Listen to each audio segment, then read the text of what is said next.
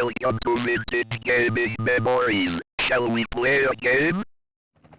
The VertiBird Air Police. It's new from Mattel. Hello everyone, thanks for stopping by and checking out this video.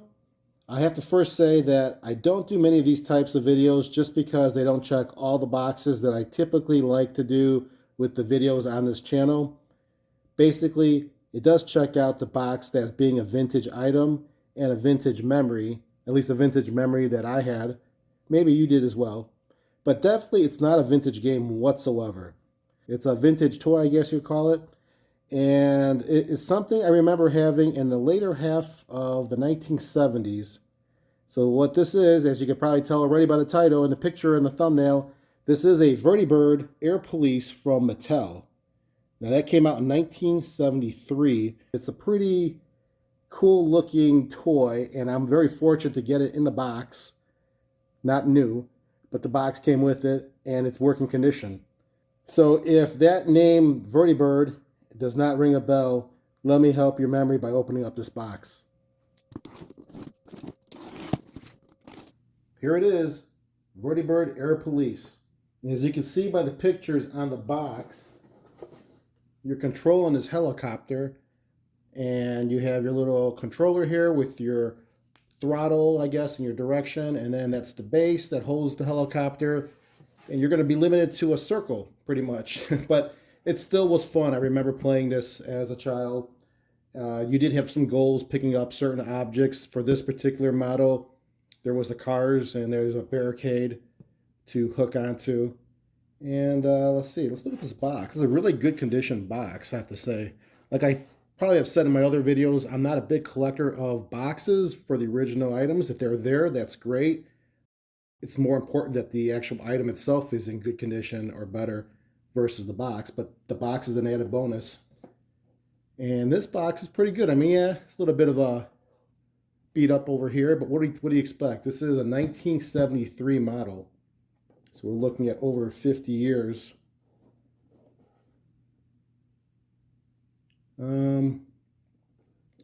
Powers on D-size batteries, 4 of them. That's the power source. And then here's the hook that I was mentioning. There's a sky hook on the actual helicopter you would use to hook up certain objects. It has 8-inch rotor blades, soft vinyl tips on them for protection. I like that. Long life construction. More to be said on that in a little bit. Here is the controllers. Like I mentioned, there's a throttle stick and a direction stick. And that's pretty much it. I think on the other side it's the same, just the color. And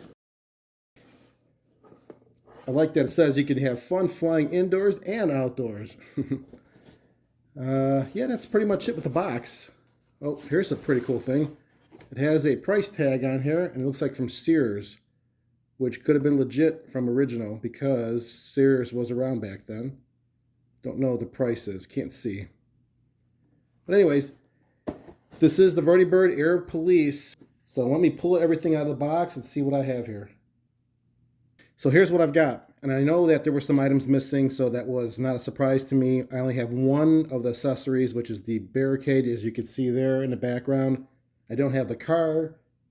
And I think I'm also missing something with the helicopter, but we'll look at that in a second.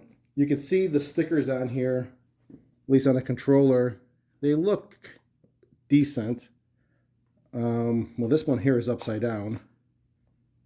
Yeah, that sticker should be probably turned around the other way. But I have an answer to all this. And the bottom here, let's see if I can show you this. 1971. Again, VertiBird itself, 1971. This particular model, the Air Police, came out in 1973. So as it said on the box, there's 2 controls on the controller here. You have your off and fast, as it says. Basically, that's your speed control. And then you have your direction control here to the right. So you have your throttle on your left, and then you have your direction control forward or reverse. and I'll show you how that works with the helicopter itself. You can see it will actually pitch if I change it to forward. And if I go back to reverse, it goes back a little bit. So that's how it controls the pitch while it's moving in air. And it's all done by wires. Well, from here, there's a wire going down this cable all the way into the actual base.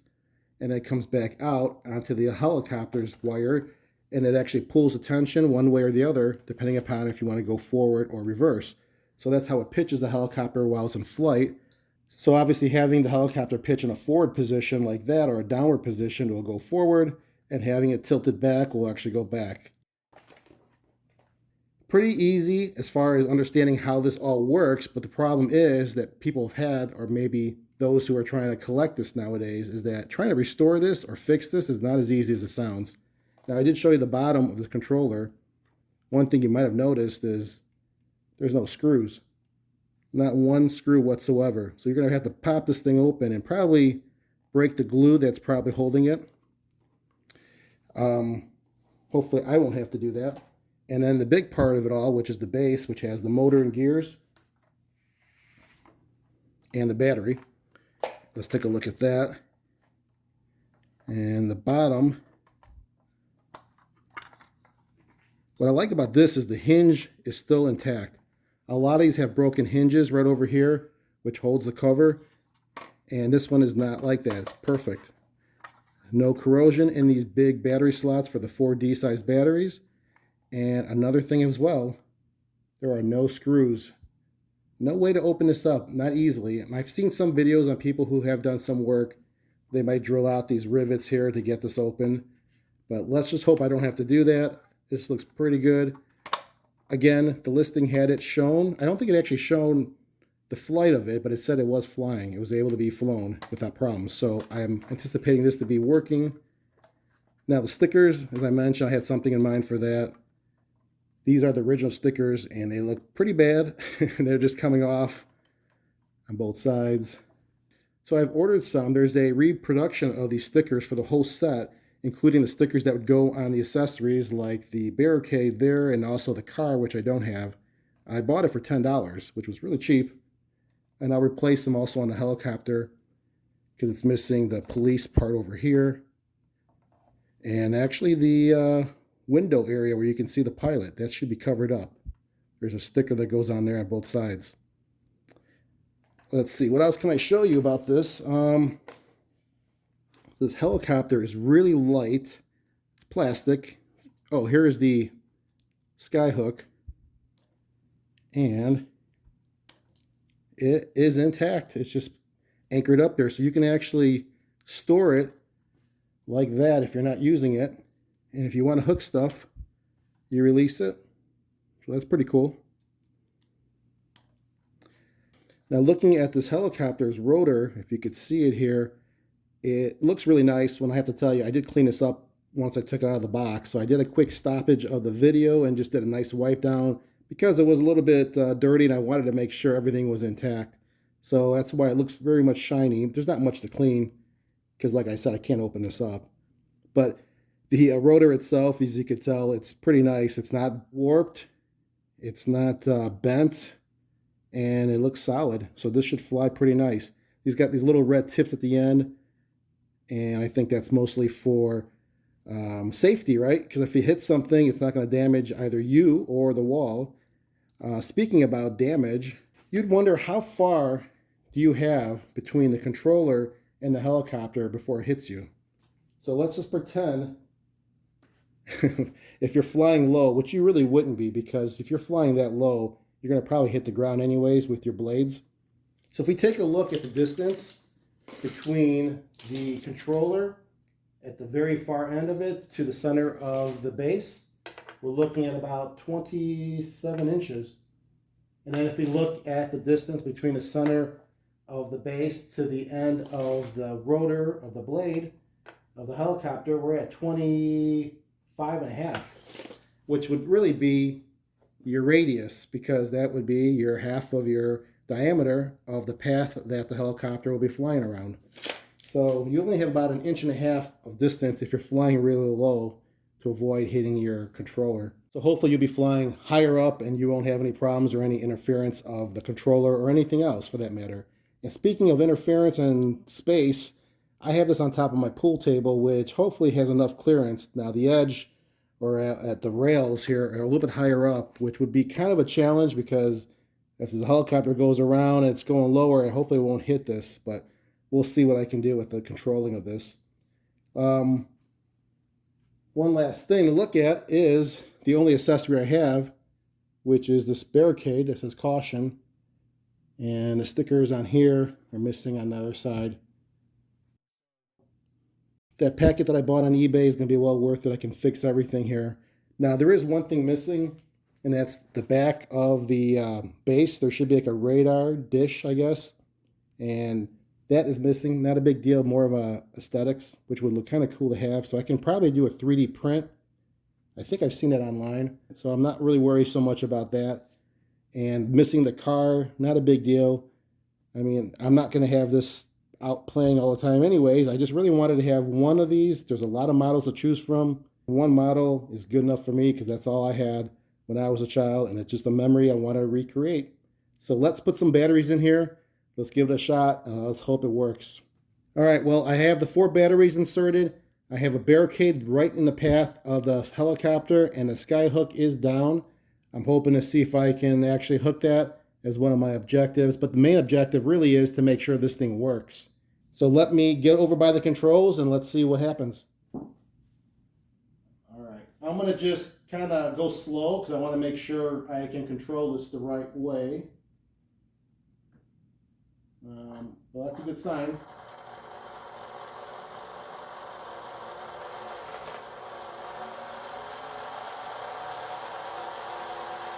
That looks good. I don't have full throttle, I'm about half maybe.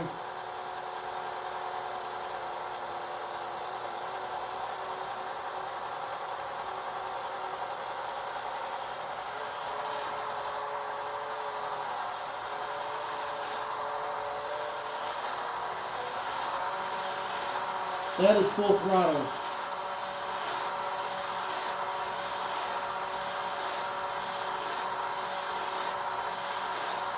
Let's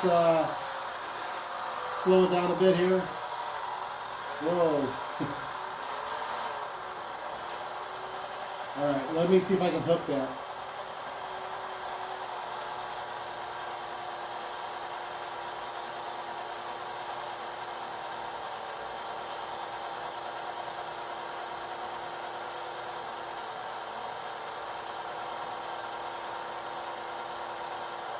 Almost.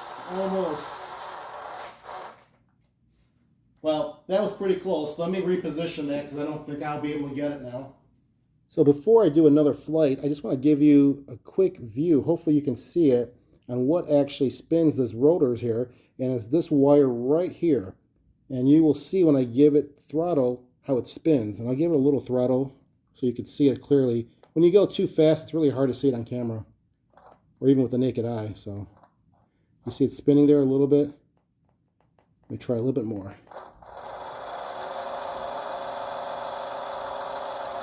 So that's what spins it, and that's coming all the way down to the base, and that's where the gears and the motor is going from, and it's being controlled by my controller here to give the throttle how much. Let's give full throttle here.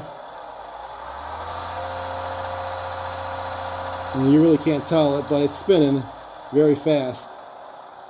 I mean, the rotors you can probably see, but I'm saying that the wire there that's spinning right there, right above my finger, that's what's giving the thrust that will allow this to spin and go in flight. So I thought that was pretty cool to see.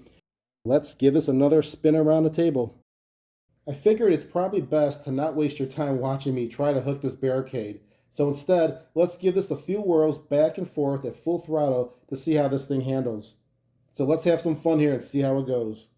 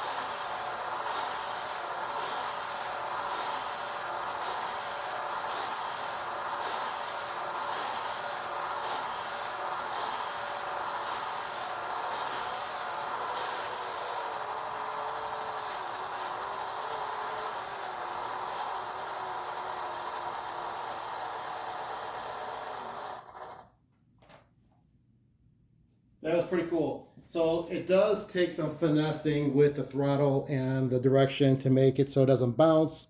And those batteries I have in there, they might be weak, but you did see that it flew by pretty fast.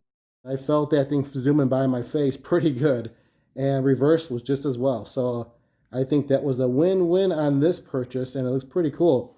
Like I said, the only thing I have to do now is probably get those stickers put on, and what I'll do is maybe put a little bit of a picture or maybe a follow-up video, a short one, to show you how it looks when it's all cleaned up with the stickers. It's a nice little toy, and it's not a vintage gaming memory, but it is a vintage memory nonetheless. Comment down below, let me know what you guys think. If you ever owned one of these before, or maybe perhaps this video has intrigued you enough to go look for one online. But anyways, hope you enjoyed this video. That's it for now. Until next time, keep that gaming passion from the past alive by living it today. Take care, everyone.